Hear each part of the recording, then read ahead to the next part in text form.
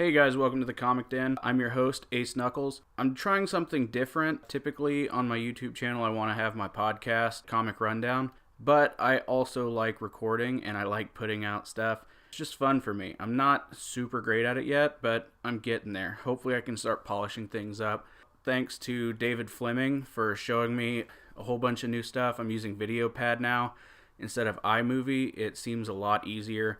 So I should be able to go in and edit things as needed without wasting too much time or effort trying to figure out a whole new program. So today what I'm doing is give a rundown on this new story I read called Outcast, Volume 1. It's by Robert Kirkman, and the art in here is phenomenal. As usual, Robert Kirkman does something in this story that's completely different than anything he's ever done. He just changes up his style so much, and it's amazing how he does it. Now, for those of you who haven't read this, there probably will be spoilers, so if you don't want to know what happens in the story, now's the time to leave, because I'm just kind of going to do an overview of it, talk about some things that happen, and then just kind of review it. So it's not like I'm going to be doing a page-for-page reading or going through page by page saying what's going on, but I didn't know what to expect whenever I started reading this. I just thought it was a really cool cover. The piece on the back that kind of informs you what's going on seemed interesting, and I hadn't read any horror comics, so I thought I might give it a shot. I haven't gone wrong with Kirkman yet. I had no idea what was going on in here, though. You find out pretty early that you're dealing with some sort of demon possession. This little boy is like gnawing on his fingers, and he's saying he's so hungry, and then it cuts to this preacher who's having some sort of poker night, and then it cuts straight from him going out to see this demon-possessed kid to our other main character, Kyle. So that's one thing that Kirkman does in this story, is he hops around a lot. And that's good and bad. Whenever I first read through it, it was a little disorienting, but you get used to it. He does a good job of not so much telling you when the transition is, but the art changes. So whenever he's in the present, it's a lighter color. Whenever it's remembering, or whenever it's a flashback, or whenever he's trying to focus in on something, it typically gets darker or it goes red. So he does a good job of identifying it. You just kind of have to be ready for that. But going through, they're kind of telling that there's some sort of history. Somebody comes over to pick him up. He's not into it. He wants to just be left alone. One thing that goes on through this whole story is he dumps a lot of information. You get right into the middle of this story. All this stuff's going on, and you have no idea what's happening. So he just leaves you with a lot of questions. Whereas in stories like Invincible, it kind of starts from the beginning, and it kind of works its way through in a linear progression. Whereas this just hops around so much that you're like, holy crap, what's going on? And you have no idea what's happening or why it's happening or who it's happening to. But yeah, you can just see that Kyle's going through some stuff. He's got some things that happened in his past. People don't like him. Something happened with his wife and his kid. Something happened with his mom. And you don't really know what had happened until later on. But they start interacting with this little boy who's possessed. The preacher talks Kyle into going with him. Kyle's got some sort of ability to defeat these demons. We're not sure what it is, but whenever he touches them, it hurts him. Whenever he gets blood on him, that hurts him too. And then he's having flashbacks all throughout of these demons like spitting some black tar into his mouth. But otherwise, they're all shocked at what's going on. They go back in. He takes care of it, knocks the kid out. It's kind of crazy because he just beats the crap out of this little kid. Gets on top of him, punches him, and then pours blood in his mouth. But after doing that, the whole thing just shoots out of him. This demon's like floating up on top of the ceiling, and this is really the turning point for Kyle. And again, the art in here is just, it's not bright colors, it's real muted, which seems to be kind of ongoing theme in a lot of these indie comics, which I really enjoy. It's less superhero-y, in my opinion. So we keep going. He's having some more flashbacks.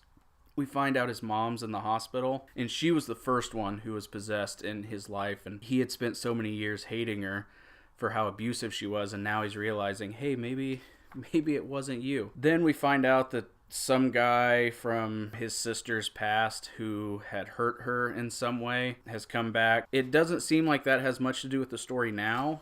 I'm wondering if that's going to get thrown in later. Then we cut to just some random couple, and the guy's leaving, and then the guy who left, his wife and this other guy are sitting on the couch. He starts kissing her and then bites her tongue off, and then the one guy comes back from the store, presumably, and his wife is dead. And I say wife because I know what's happening later on. But you can see they cut back to the preacher, and he's having a real hard time with his faith.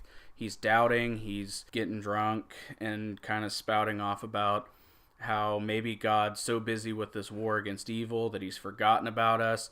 It's not that he's not believing, it's that he's losing faith that God's helping. Then we just go through some general world building. We get introduced to this new character, some guy in what looks like a fedora who saves this little girl, but obviously something's not right about him, just the way that they're pointing him out. We get a few flashbacks about Kyle and his wife, but not much. It's just, there's a lot of world building at this point, and kind of just walking people through the routines of things. And then the guy whose wife was murdered shows up at Kyle's door. He says, "Hey, I need your help." Long story short, the guy who killed his wife is in prison. This guy wants the preacher and Kyle to go see him because he heard about what had happened and thinks that they can help.